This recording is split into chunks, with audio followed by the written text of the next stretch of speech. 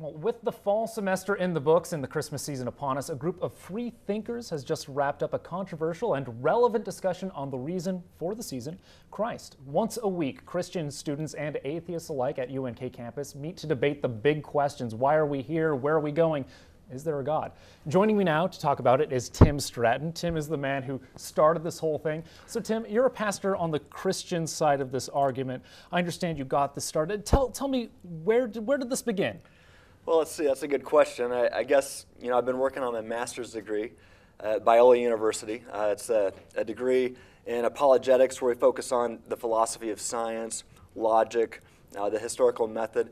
And I noticed that one of my lecturing professors, Dr. William Lane Craig, was having quite an impact around the world on university campuses, and he has a ministry called Reasonable Faith.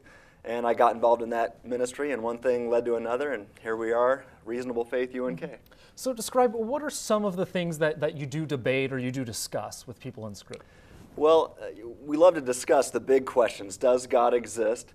And we look at all of the evidence, whether it be scientific data, the laws of logic, historical evidence of, say, the resurrection of Jesus, anything that lends to this conversation, and we invite anybody to bring arguments against it, and we love to just have these conversations and debate and follow the evidence wherever it leads. Now, that's what I think is so fascinating, is getting people from all these different groups, so many different backgrounds and thoughts about religion, about these big questions, like you said. I mean, religion is people are so passionate about it. Sometimes it can become a heated subject. I'm curious, how do you stop these discussions from turning into shouting matches or getting uncivil? How do you do that? Well, I think the Apostle Paul gave great advice over 2,000 years ago. In 2 Corinthians 10:5, Paul says that we destroy every argument raised against the knowledge of God. But he doesn't say that we destroy the arguer. He says we destroy the arguments. In fact, I think Jesus makes it clear we're supposed to love everybody from our neighbor to our enemies. I think that includes the people we're arguing with. We're supposed to love them. So we can love a person, but destroy their arguments. And, an argument is based on logic, so we do this by thinking critically and according to the laws of logic. And I invite people to destroy and attack my arguments and to respect me at the same time, and I tell them I'll do the same with them.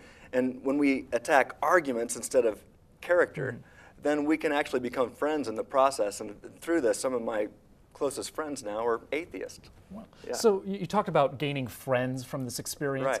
Right. People, Christians, believers, atheists, what do you think each person that comes to this discussion gets out of it? What do they gain from this?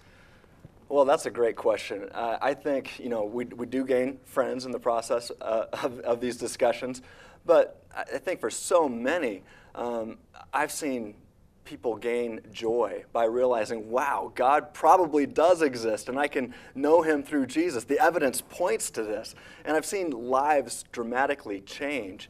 And even if somebody doesn't ultimately come to that conclusion, at least on the spot, I think it gives them definitely something to think about. All right, Tim. Yeah. Well, thank you so much for telling us about this group and the work you do. It's fascinating. Well, thank you. So thanks for coming. It's been great meeting you.